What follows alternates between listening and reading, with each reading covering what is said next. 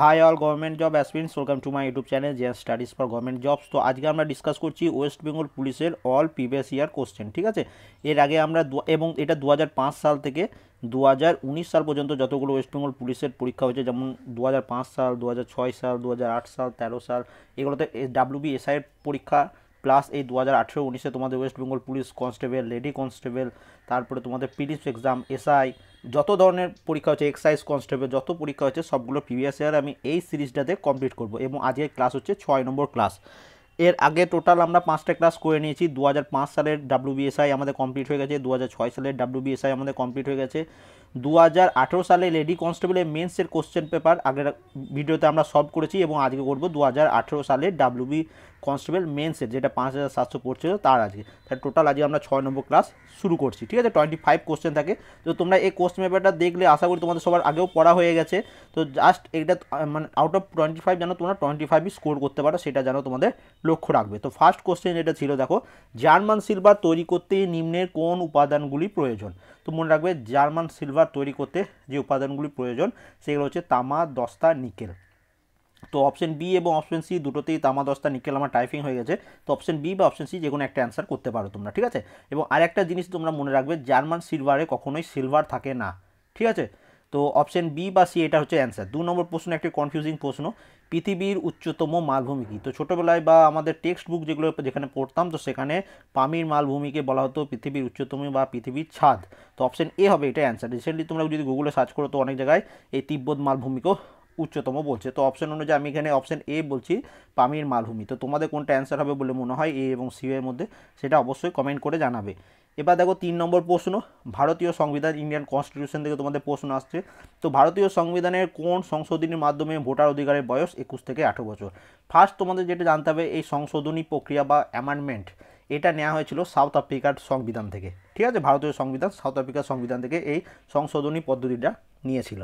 ঠিক আছে, এবার এখানে কী বলছে, কততম সংবিধান সংশোধনী? তো 21 থেকে 18 বছর ভোটার অধিকারের বয়স, এটা হয়েছিল 61তম সংবিধান সংশোধনীর মাধ্যমে।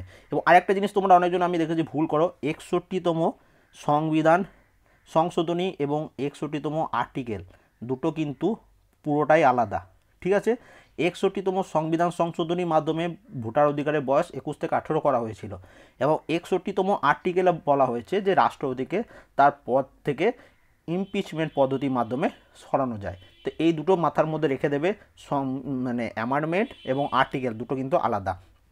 এবার দেখো অপশন বি এবং অপশন সি, দেখো 42তম সংবিধান সংশোধন এবং 44তম। তো 44তম 4+4 তোমাদের শিখিয়ে দিয়েছিলাম, 1978 সালে হয়েছিল। এবং এখানে কি হয়েছিল, এই সংবিধানের সময় আমাদের মৌলিক অধিকার আগে ছিল 7টি, এই 44তম সংবিধান সংশোধনীর পর এটা হয়ে যায় 6টি। কোনটাকে সরানো হয়? রাইট টু প্রপার্টি, আমাদের সম্পত্তির অধিকার এখন আমাদের ফান্ডামেন্টাল রাইটস বা মৌলিক অধিকার নয়, এটা আমাদের বর্তমানে লিগ্যাল রাইট, এবং এটা সংবিধানের 300A আর্টিকেলে বলা হয়েছে এখন। ঠিক আছে, এবং এটা আগে ছিল 31তম আর্টিকেল। তো 31তম আর্টিকেলটাকে এখন রিমুভ করে দেওয়া হয়েছে, এখন এটা 300A আর্টিকেলে রয়েছে। তো এটা মনে রাখবে। 42তম সংবিধান সংশোধনী কত সালে হয়েছিল? 4+2 মানে হচ্ছে 1976 সালে। ঠিক আছে, এটা তোমরা কমেন্ট করো যে 1942তম সংবিধান সংশোধনীর মাধ্যমে কি হয়েছিল, এটা তোমরা সবাই কমেন্ট করে জানিও। এবার দেখো 4 নম্বর, ভারতের ম্যানচেস্টার কাকে বলে? তো ভারতের ম্যানচেস্টার তোমরা সবাই জানো কাকে বলা হয়, আহমেদাবাদ শহরকে। তো অপশন বি হচ্ছে এটার অ্যান্সার। সূর্যের শক্তির প্রধান উৎস হলো কি? তো সূর্যের শক্তির প্রধান উৎস হচ্ছে হাইড্রোজেন এবং হিলিয়াম। অপশন ডি হচ্ছে এটার অ্যান্সার। আবার দেখো আর একটা কনফিউজিং প্রশ্ন, কোন নদীকে দক্ষিণ ভারতের গঙ্গা বলা হয়? মোস্ট কনফিউজিং প্রশ্ন অপশন সি এবং অপশন ডি এর মধ্যে। তো এখানে আমি যেটা বলবো সেটা হবে অপশন ডি, আমার মনে হয়। ঠিক আছে, বিভিন্ন বইয়েও এটাই দেওয়া আছে, দক্ষিণ ভারতের গঙ্গা গোদাবরী, দক্ষিণের গঙ্গা কাবেরী। তো এই দুটোর মধ্যে সবার কনফিউজ আছে, তোমাদের যদি মনে হয় এর উল্টোটা হবে তো অবশ্যই কমেন্ট করে জানাবে। ঠিক আছে, এখানে অপশন ডি আমি অ্যান্সার বলছি। এবার দেখো 7 নম্বর প্রশ্ন, দার্শনিক উল কাকে বলা হয়? তো দার্শনিক উল বলা হয় ZnO। এবার ZnO কোনটা? Zinc oxide. তাহলে অপশন সি হয়ে যাবে এখানে এটার অ্যান্সার। ঠিক আছে, এবার চলে আসি বাতাসের নাইট্রোজেনের শতকরা পরিমাণ। তো বাতাসের নাইট্রোজেনের শতকরা পরিমাণ হচ্ছে 78.09, অক্সিজেন প্রায় 21% বা 20.94% এরকম। ঠিক আছে, তো অবশ্যই এটা মনে রাখবে। 0.03 বা 0.04 হচ্ছে কার্বন ডাইঅক্সাইড, এটাও মনে রাখবে। এবার দেখো 9 নম্বর হচ্ছে, দেখো সম্প্রতি সর্বপ্রথম ভারতবর্ষের কোন রাজ্যে মানবদেহী পুলিশ রোবট কেপি রোবট নিযুক্ত করা হয়েছে? এটা তখনকার কারেন্ট অ্যাফেয়ার্স, এখন আর কাজে লাগবে না। তো এটা অ্যান্সার কী হচ্ছে, কেরালা রাজ্য করেছিল। 10 নম্বর প্রশ্ন দেখো, নালন্দা বিশ্ববিদ্যালয় কার রাজত্বকালে তৈরি হয়েছিল? এটা তোমাদের কনস্টেবল ছাড়াও এসআইয়ের পিবিএসইয়েরও এই প্রশ্নটা এসেছিল। তো অবশ্যই পিবিএসইগুলো সব কিন্তু একটু কমপ্লিট করে নেবে পরীক্ষার আগে। তো দেখো এখানে এটা অ্যান্সার কী হচ্ছে, প্রথম কুমারগুপ্ত।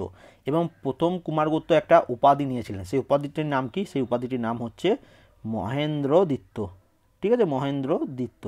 তো এটা মনে রাখবে। এবং তার সাথে অপশন এতে রয়েছে দেখো প্রথম চন্দ্রগুপ্ত।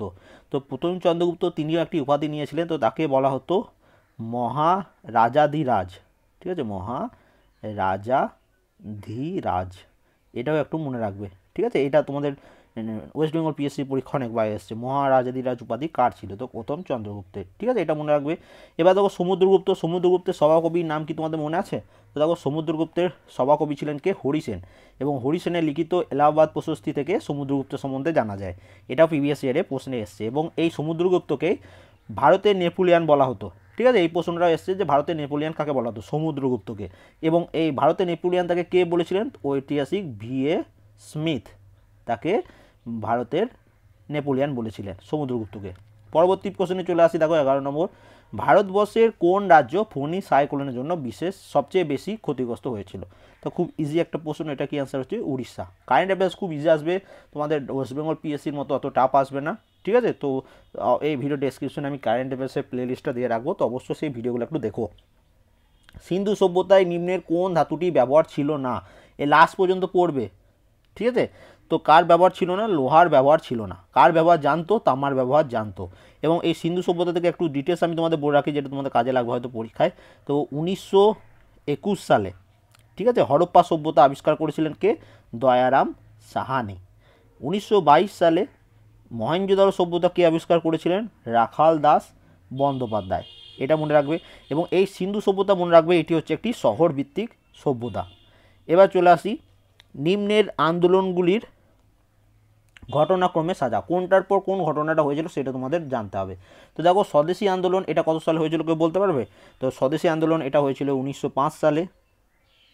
তারপর দেখো খিলাফত আন্দোলন, তো খিলাফত আন্দোলন শুরু হয়েছিল 1919 সালে, চলেছিল 24 সাল পর্যন্ত, 1924 সাল পর্যন্ত। হোম রুল হয়েছিল কত সালে? 1916 সালে, অ্যানি বেসান্ত।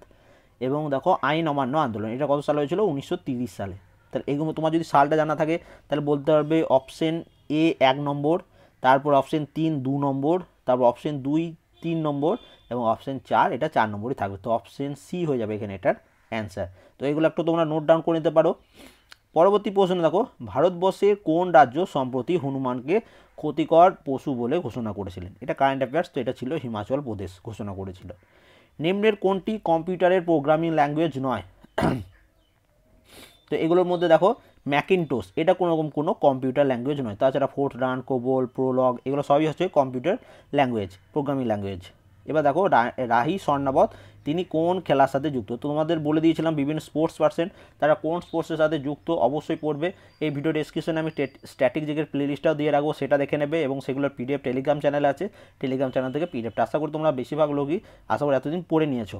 ঠিক আছে, আগা খান কাপ কোন খেলার সাথে যুক্ত? দেখো এগেন আরেকটা রানী স্বর্ণাবত তিনি কোনটার সাথে যুক্ত ছিলেন? শুটিং স্পোর্টস সাথে যুক্ত। ঠিক আছে, এবার দেখো আগা খান কাপ এটা কোনটার সাথে? এটা হকি।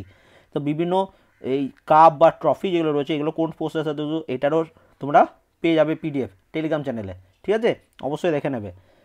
কেলভিন কিসের একক? তো কেলভিন হচ্ছে দেখো তাপমাত্রা। কম্পাঙ্ক একক কি? হার্জ। তো তোমরা এটা কমেন্ট করো, তাপ হিটের তোমার ইউনিট কি এটা কমেন্ট করো। এবার দেখো ফ্রিডম বিহাইন্ডস বার, তো এটা দেখো ফ্রিডম বিহাইন্ডস বার এটি কার লেখা? তো দেখো ফ্রিডম বিহাইন্ডস বার এটি লেখক হচ্ছেন কে? অপশন বি কিরণ বেদি। তো অপশন আরেকটা দেখো অপশন সিতে যেটা রয়েছে নেলসন ম্যান্ডেলা। নেলসন ম্যান্ডেলাকে আশা করি তোমরা সবাই চেনো। তো নেলসন ম্যান্ডেলা লিখিত একটা বই আছে যেটা অনেকবার বিভিন্ন পরীক্ষায় এসেছে, তো সেটা কি কেউ বলতে পারবে? তো সেটা হচ্ছে কি লং ওয়াক টু ফ্রিডম। আরেকবার বলছি দেখো লং ওয়াক টু ফ্রিডম। এটা অবশ্যই কিন্তু মনে রাখবে। ঠিক আছে, তোমাদের পরীক্ষার জন্য খুবই ইম্পর্টেন্ট। এবং আর একটা জিনিস অপশন ডিতে দেখতে পাচ্ছ অরবিন্দ ঘোষ। তো অরবিন্দ ঘোষের লিখিত বইয়ের নাম কেউ বলতে পারবে? তো অরবিন্দ ঘোষের লিখিত দুটি বই আছে যেটা বিভিন্ন পরীক্ষায় অনেকবার রিপিট হয়েছে। তো 1 নম্বর যেটা হচ্ছে অরবিন্দ ঘোষের লিখিত বই নিউ ল্যাম্প ফর ওল্ড, এই একটা হচ্ছে, এবং আর একটা বই হচ্ছে লাইফ ডিভাইন, এই দুটো হচ্ছে অরবিন্দ ঘোষের। তো তাহলে সবগুলোরই আমরা জানতে পারলাম। এবার দেখো বলেছে নিম্নে কোনটি খারিফ শস্য, তো এগুলোর মধ্যে কোনটা হবে? পাট হচ্ছে একটি খারিফ শস্য। কোন ভিটামিনের অভাবে কি রোগ হয়, এখান থেকেও প্রশ্ন এসছে দেখো। তো ভিটামিন সি এর অভাবে হয় স্কার্ভি রোগ, ভিটামিন ডি এর অভাবে হয় রিকেট রোগ, ভিটামিন এ এর অভাবে হয় তোমাদের রাতকানা। তোমরা কি এটা কমেন্ট করে দিও, এবং এর সাথে আরেকটা জিনিস তোমরা পড়ে নেবে, এই ভিটামিনগুলোর রাসায়নিক নাম কি সেটা একটু পড়ে নেবে, ঠিক আছে। পৃথিবীর দীর্ঘতম নদী কোনটি? তো পৃথিবীর দীর্ঘতম নদী হচ্ছে নীল নদী, অবশ্যই মনে রাখবে। বিভিন্ন মৌলের বিভিন্ন পরমাণুর নিউটন সংখ্যা ভিন্ন হলে তাকে কি বলা হয়? তো দেখো নিউটন সংখ্যা যদি ভিন্ন হয় তখন কি হবে? তখন তাকে বলা হয় আইসোটোপ।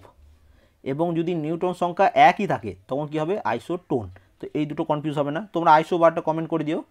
নিম্নের কোন অসামান্য অবদানের জন্য শান্তি স্বরূপ ভটনাগর পুরস্কার দেওয়া হয়? তো দেখো শান্তি স্বরূপ ভটনাগর পুরস্কার এটি দেওয়া হয় বিজ্ঞান ও প্রযুক্তি, মনে হচ্ছে সায়েন্স অ্যান্ড টেকনোলজির ক্ষেত্রে। সাহিত্যে বা লিটারেচারে কী কী দেওয়া হয়? নোবেল পুরস্কার দেওয়া হয়, ম্যান বুকার প্রাইজ দেওয়া হয়, পালিটজার পুরস্কার দেওয়া হয়। তো এই অ্যাওয়ার্ডস অ্যান্ড 2019 অ্যাওয়ার্ডস অ্যান্ড অনার্সটা অবশ্যই দেখে নেবে। পিডিএফ টেলিগ্রাম চ্যানেলে আছে, ভিডিও ডেসক্রিপশনে আমি কারেন্ট অ্যাফেয়ার্সের প্লেলিস্ট দিয়ে রাখবো, সেখানেও এটা পেয়ে যাবে। এবং সবারই লাস্ট প্রশ্ন দেখো কী বলেছে, অ্যাসিড বৃষ্টির জন্য কোনটি দায়ী? অ্যাসিড বৃষ্টির জন্য তো মনে রাখবে অ্যাসিড বৃষ্টির জন্য দায়ী হচ্ছে sulphur dioxide plus nitrogen dioxide. তাহলে অপশন বি হয়ে যাবে এখানে এটার অ্যান্সার। তাহলে এই টোটাল 25 কোশ্চেন ছিল। এই পিডিএফটা আমি টেলিগ্রাম চ্যানেলে পোস্ট করে দেবো, যাদের যাদের দরকার টেলিগ্রাম চ্যানেল থেকে এই পিডিএফটা তোমরা ডাউনলোড করে নিতে পারো।